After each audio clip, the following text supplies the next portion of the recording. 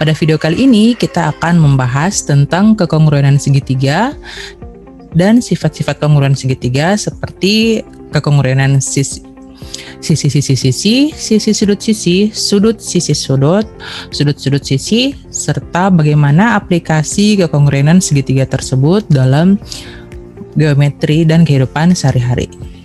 Oke, silakan disimak ya. Kita mulai dengan membahas yang seperti apa itu ketika segitiga dikatakan kongruen.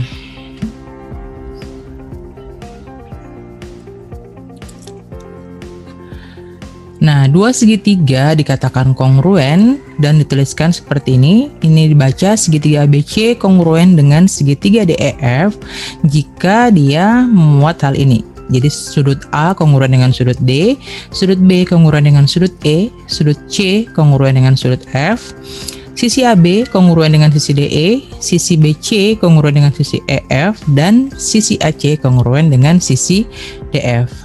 Nah, di sini kita harus memperhatikan dengan baik bagian-bagian yang berkorespondensi pada segitiga ini.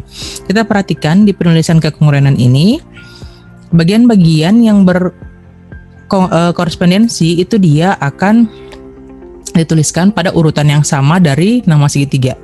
Ya, misalnya di sini untuk titik A itu dia berkorespondensi dengan titik D.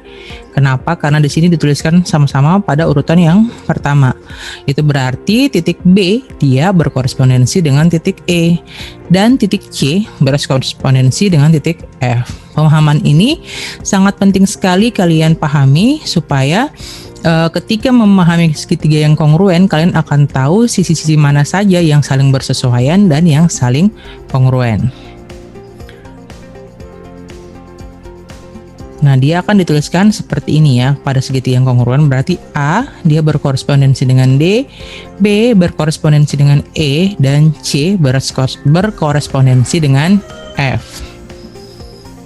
Nah, selanjutnya jadi kalau kita punya dua segitiga lain, misalnya di sini segitiga MNQ kongruen dengan segitiga RST, itu artinya apa? Artinya sudut titik M dia berkorespondensi dengan titik R, titik N berkorespondensi dengan S, dan titik Q berkorespondensi dengan T. Ingat sekali lagi letaknya pada penamaan segitiga itu masing-masing yang berkorespondensi atau yang berhubungan dia itu akan terletak pada posisi yang sama dalam nama segitiganya. Jangan sampai salah ya.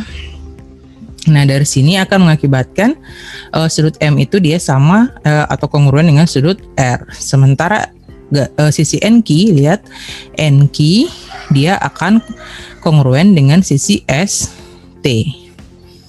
Oke, kita lanjut ke definisi formalnya. Nah, jadi definisinya, dua buah segitiga dikatakan kongruen jika 6 bagian pada segitiga pertama kongruen dengan 6 bagian yang berkorespondensi pada segitiga kedua. Kita lihat dari contoh yang tadi, 6 bagian yang dimaksud itu adalah tiap titik sudutnya. Ya, tiap titik sudutnya itu kan ada 3 titik sudut, terus tiap sisinya. Jadi semuanya totalnya ada 6 bagian pada segitiga itu. Yang mana dikatakan kongruen jika yang saling berkorespondensi itu dia kongruen. Nah, akibat dari kekongruenan segitiga tadi itu membuat besar sudut dan ukuran sisi dari yang saling berkongruen itu akan sama. Ya, di sini misalnya pada contoh ini segitiga ABC dia kongruen dengan segitiga XYZ. Ya, itu artinya kan titik A dia berkorespondensi dengan titik X. Ini akibatnya sudut A kongruen dengan sudut X, yang berarti besar sudut A itu sama dengan besar sudut X. Begitu juga dengan ketiga sudut yang kedua pasang sudut yang lain. Ya, di mana situ sudut B kongruen dengan sudut Y, artinya besar sudut B sama dengan besar sudut Y. Begitu juga besar sudut C sama dengan besar sudut Z. Nah, sedangkan pada panjang sisi itu juga sebagai akibat dari kekongruenan sisi-sisi yang bersesuaian atau sisi yang berkoresponden tadi. Di sini berarti sisi AB dia kongruen dengan sisi XY, mengakibatkan panjang AB sama dengan panjang XY. Setelah itu sisi BC kongruen dengan sisi YZ. Artinya panjang BC sama dengan panjang XZ. Dengan cara yang sama kita dapatkan pula kalau panjang AC sama dengan panjang XZ.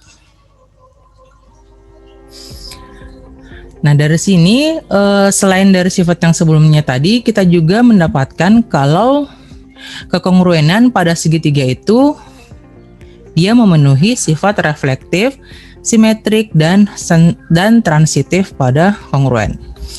Jadi segitiga ABC akan kongruen dengan dirinya sendiri, berarti memiliki sifat refleksif. Kalau kita punya segitiga ABC dia kongruen dengan segitiga DEF, itu berarti segitiga DEF akan kongruen juga dengan segitiga ABC, berarti memiliki sifat simetrik.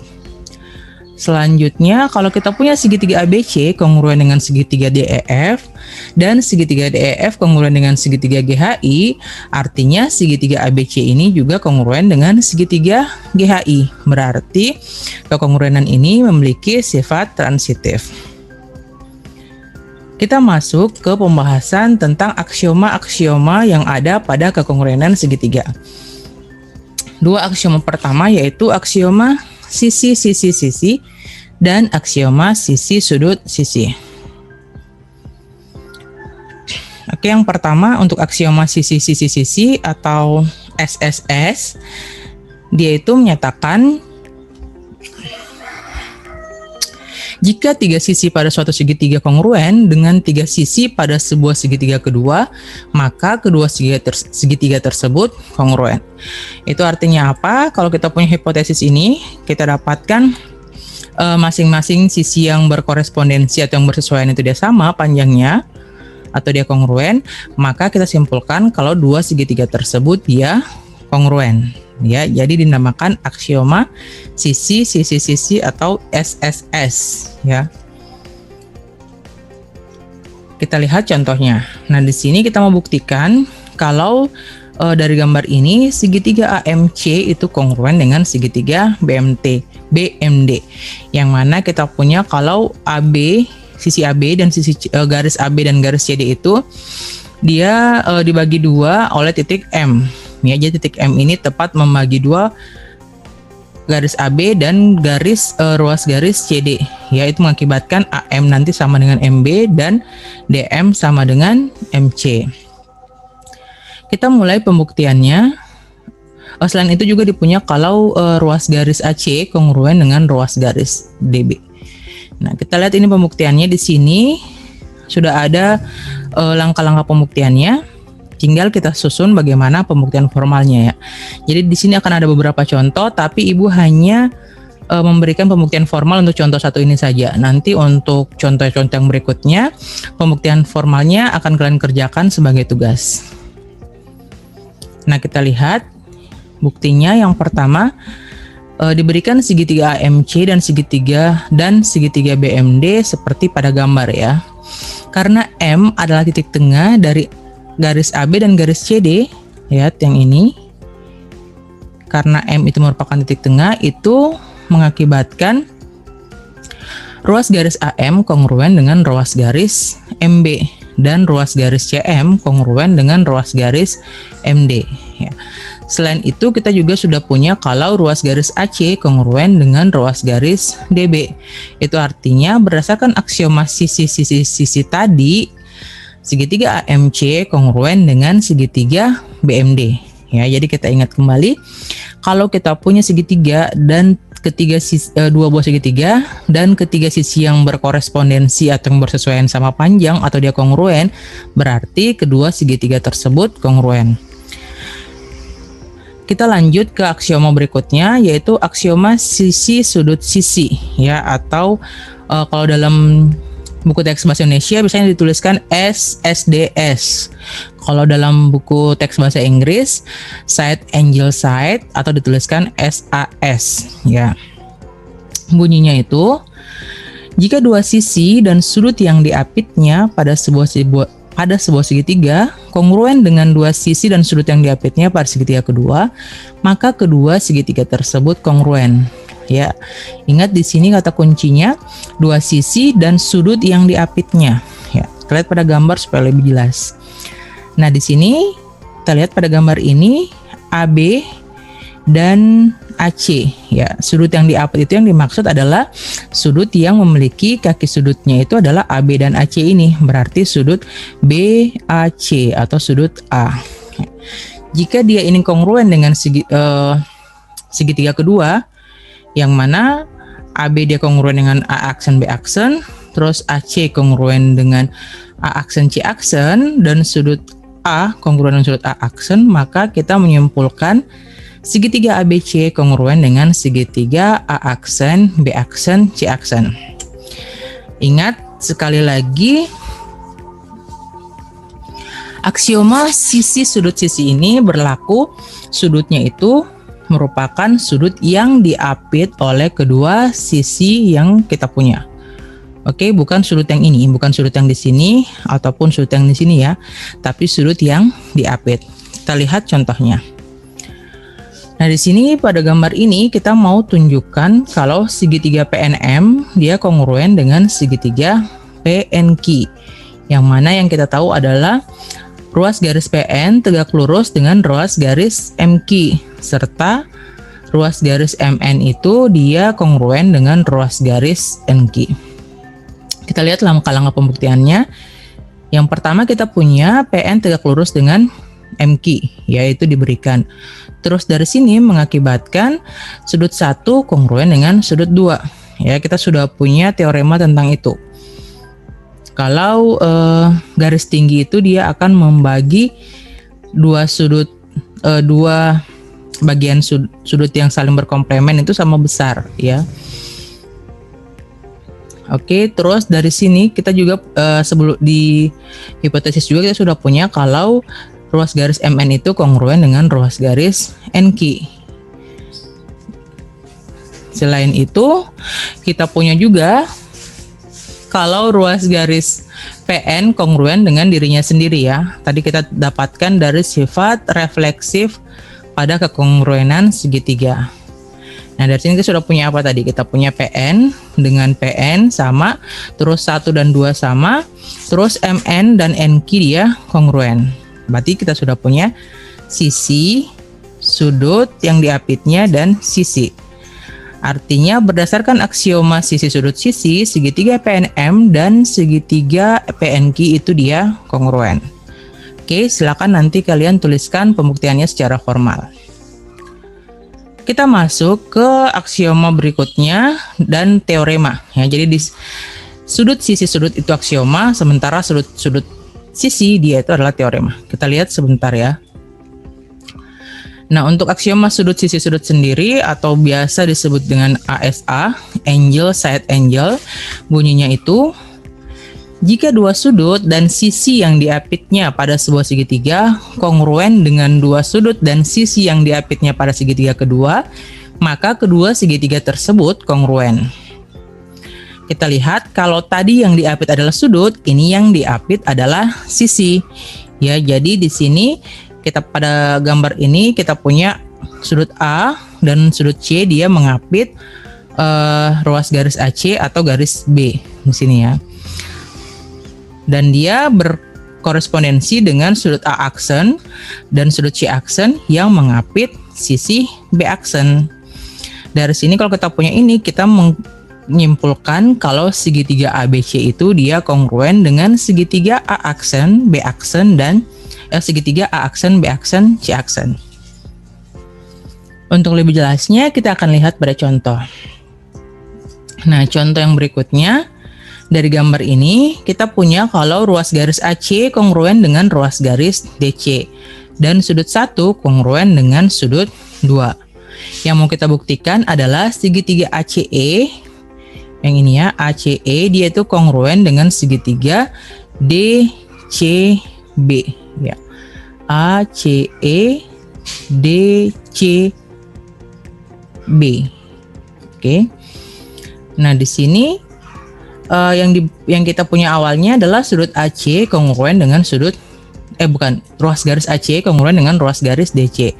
Terus sudut 1 dia kongruen dengan sudut 2. Nah, selain itu kita juga punya, perhatikan pada kedua segitiga tersebut kita dapatkan kalau sudut C itu kongruen dengan sudut C ya, berdasarkan sifat identitas. atau sifat simetrik tadi ya.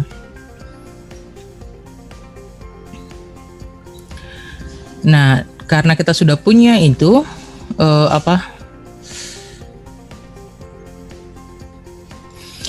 sudut, terus ini kan sudut 2 dan sudut C beserta yang diapitnya DC, 2 dan 1 dia kongruen, terus C dengan C kongruen, terus sisi yang mereka apit yaitu DC dan AC dia kongruen. Artinya berdasarkan aksioma sudut sisi sudut tadi kita dapatkan kalau segitiga ACE dia kongruen dengan segitiga DCB.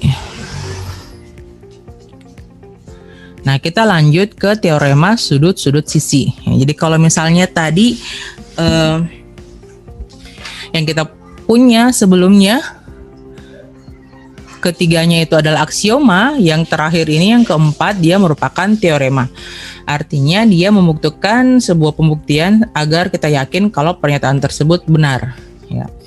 Bunyinya itu, jika dua sudut dan sisi yang tidak diapitnya pada sebuah segitiga kongruen dengan dua sudut dan sisi yang tidak diapitnya pada segitiga kedua, maka kedua segitiga tersebut kongruen. Ya. Dari aksioma sebelumnya, kita punya dua sudut dan sisi yang diapit. Ini sebaliknya, dua sudut dan sisi yang tidak diapit. Kita lihat pembuktiannya.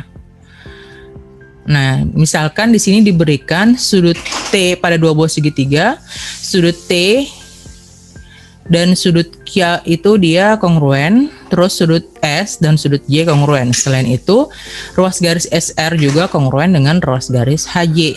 Ya, kita mau buktikan kalau segitiga TSR kongruen dengan segitiga KJH. Yes. Gambarnya seperti ini ya, kita lihat T dia dengan K kongruen, terus sudut S dan sudut Y kongruen, dan sisi SR dia kongruen dengan sisi HJ. Ya. SR dengan JH ya.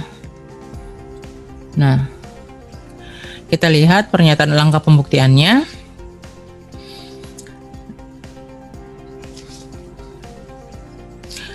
Nah, di sini karena tadi kalau kekongruenan itu kekongruenan sudut dia mengakibatkan besar sudutnya sama, artinya berdasarkan teorema kita sebelumnya, kalau jumlah sudut dalam segitiga itu harus 180 derajat, itu artinya kita akan dapatkan kalau sudut ketiga ini dia sama dengan 180 kurang dua sudut ini.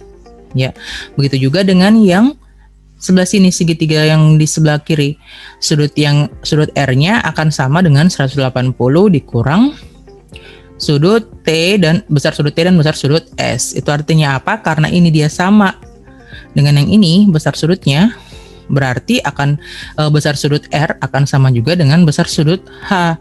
Sebagai akibatnya sudut R dia kongruen dengan sudut H. Ya.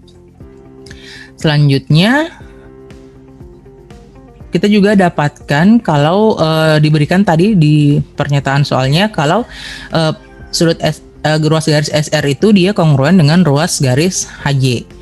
Oke, SR dengan HJ. Nah, karena ini tadi sama berarti sudut yang dua buah sudut beserta ruas garis yang diapitnya, sudut R, sudut J dan HJ dia itu kongruen dengan sudut H, sudut J dan ruas garis HJ itu dia kongruen dengan sudut R, sudut S dan ruas garis SR. Berarti berdasarkan aksioma sudut sisi sudut tadi kita dapatkan kalau segitiga TSR itu kongruen dengan segitiga KJH.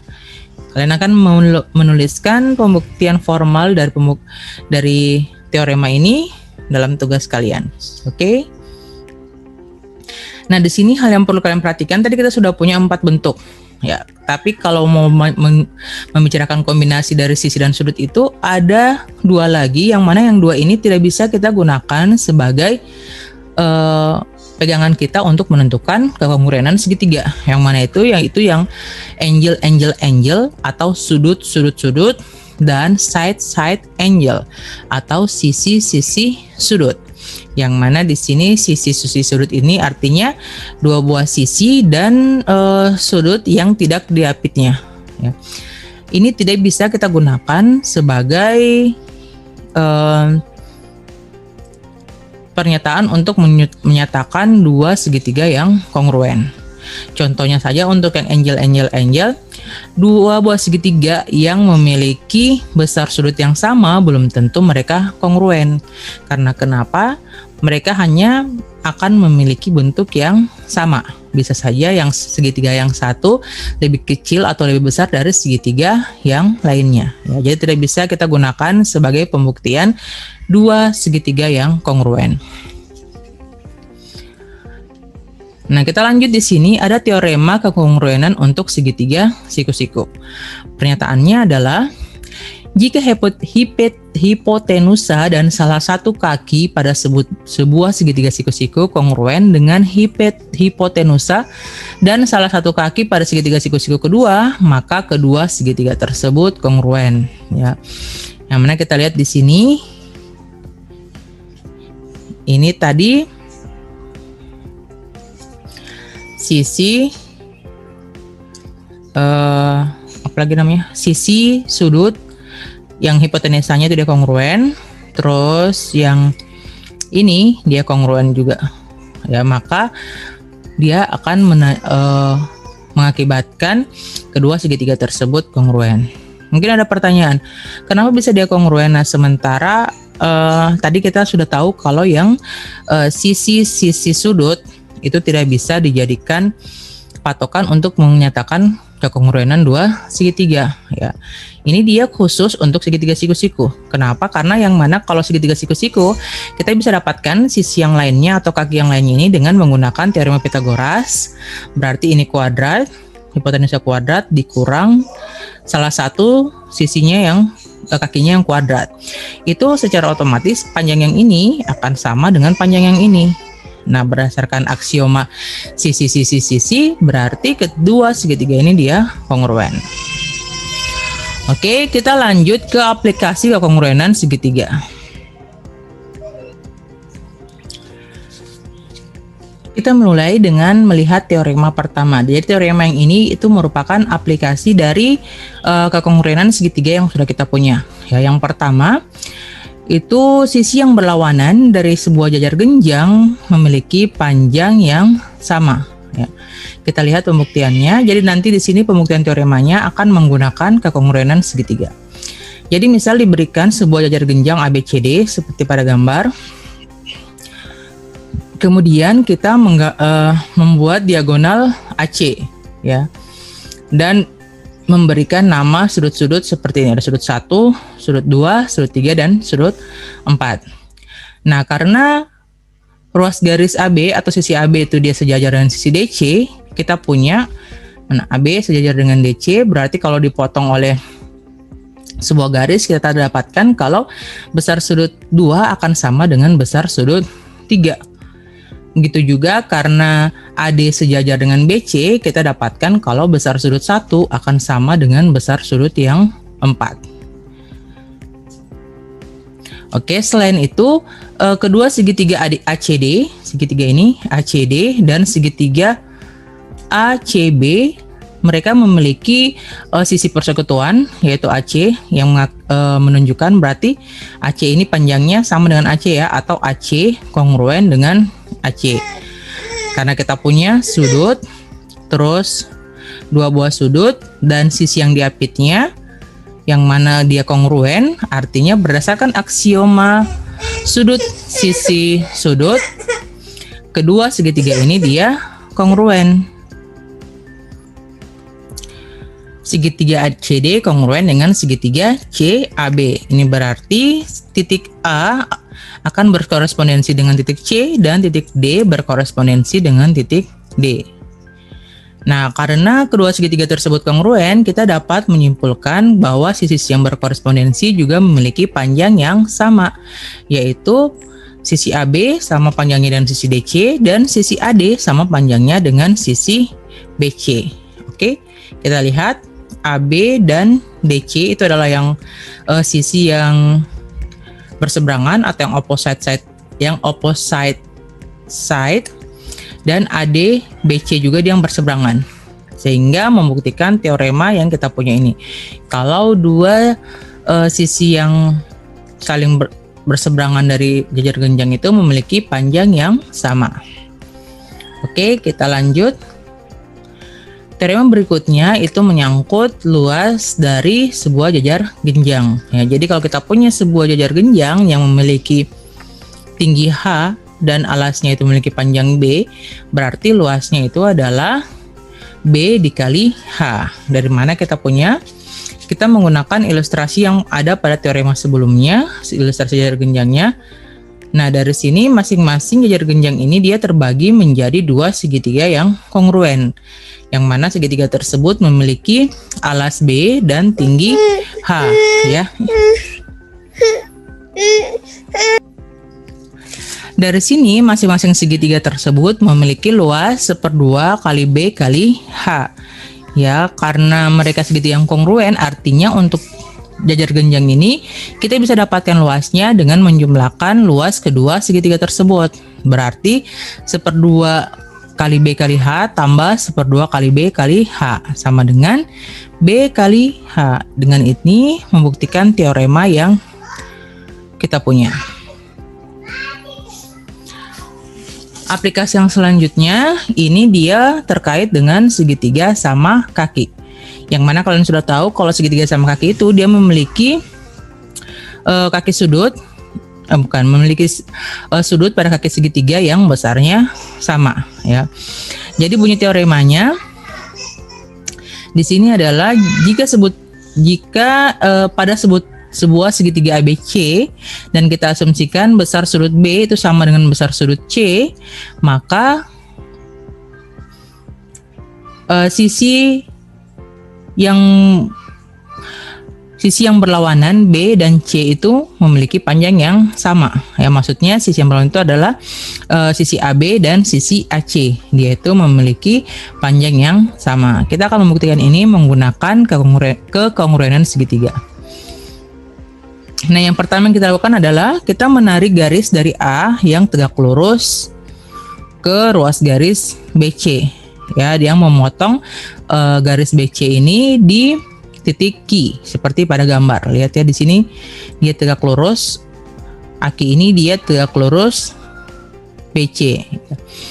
Nah, dari sini terbentuk dua segitiga, yaitu segitiga AQB dan segitiga AQC.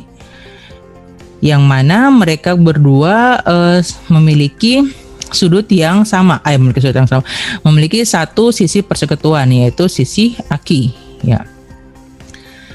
Di sini besar sudut AQB dan besar sudut AQC itu sama, ya, sama-sama segitiga siku-siku. Masing-masing besarnya adalah 90 derajat. Selain itu kita punya kalau tadi sudut AB dia itu kongruen dengan sudut C atau memiliki besar yang sama, ya. Ini berarti sudut BAQ dan sudut QAC akan memiliki besar yang sama. Penjelasannya itu sama seperti pembuktian tadi contoh berapa ya? Kalau ibu tidak salah itu contoh 2 atau contoh 3. Kita membuktikan kalau misalnya kita punya dua sudut yang saling berkorespondensi itu dia sama besarnya, maka kita bisa pastikan dengan menggunakan teorema tentang jumlah sudut dalam segitiga bahwa sudut yang ketiga juga akan sama besarnya, yang mengakibatkan sudut ketiga itu dia kongruen. Artinya di sini sudut BAQ itu kongruen atau sama besarnya dengan sudut QAC. Nah, ini dengan mempunyai hal itu kita dapatkan kalau segitiga AQB dan segitiga AQC itu memenuhi kekongruenan sudut sisi sudut, atau juga bisa memenuhi kekongruenan sisi cocok. Ibu hampir mau bilang sudut lupa tadi ya, kalau itu dia tidak bisa menjamin kekongruenan segitiga. Jadi yang dia penuhi adalah kekongruenan sudut sisi sudut, ya, sudut sisi sudut atau sudut sisi sudut. Sudut BQA kongruen dengan sudut CQB. Setelah itu AQ kongruen dengan AQ dan BAQ kongruen dengan CAQ. Artinya kita dapatkan kalau segitiga AQB dan segitiga AQC itu dia kongruen. Sebagai akibatnya, maka sisi-sisi yang bersesuaian juga dia kongruen. Atau di sini AB dia kongruen dengan AC. Artinya panjang AB sama dengan panjang AC. Itu sebagai akhir dari bukti yang kita mau. Oke. Kita lanjut ke korolari. Di sini korolari ini kalau tadi terkait dengan segitiga sama kaki, korolari ini dia atau teorema akibat ini dia terkait dengan segitiga yang sama sisi, ya. Jadi di sini kalau kita punya sebuah segitiga yang ketiga sudutnya itu besarnya sama, maka segitiga tersebut itu dikatakan sama sisi. Dengan kata lain, panjang AB sama dengan panjang BC sama dengan panjang CA. Ya. Nah, di sini bagaimana caranya kita buktikan? Kita cukup buktikan dengan mengaplikasikan teorema sebelumnya sebanyak 2 kali. Ya. Jadi kita aplikasikan pertama untuk misalnya pasangan sudut A dan pasangan sudut C, terus kita aplikasikan juga untuk pasangan sudut B dengan pasangan sudut C. Ya, dari sini kita akan dapatkan kalau panjang AC akan sama dengan panjang BC. Kalau kita punya M sudut A sama dengan M sudut B, kita dapatkan panjang AC sama dengan panjang BC berdasarkan teorema sebelumnya. Dan kalau kita punya panjang besar sudut B sama dengan besar sudut C, maka panjang AB sama dengan panjang AC. Nah, dari sini kita menyimpulkan kalau ketiga sisi pada segitiga ini dia memiliki panjang yang sama. Nah, teorema terakhir di sini ada 2 teorema yang terkait dengan jajar genjang. Teorema yang pertama, jika sisi-sisi yang berlawanan pada sebuah segi empat memiliki panjang yang sama, maka segi empat tersebut adalah jajar genjang. Oke, ini bisa kalian buktikan menggunakan aplikasi GeoGebra ya untuk visualisasinya. Yang berikutnya, jika salah satu pasang sisi yang berlawanan dari sebuah segi empat dia memiliki panjang yang sama dan sejajar, maka segi empat tersebut adalah jajar genjang. Oke, jadi teorema ini dia mengakhiri pembahasan kita terkait dengan kekongruenan segitiga dan bagaimana kekongruenan segitiga ini dia membangun teorema-teorema terkait bangun geometri yang lain. Semoga mudah dipahami. Jika ada yang ingin kalian tanyakan, silakan berikan pertanyaan di kolom komentar. Jangan lupa subscribe channel ini untuk membantu kami dalam menyediakan sumber-sumber belajar yang bermanfaat bagi kalian semua. Terima kasih. Assalamualaikum warahmatullahi wabarakatuh.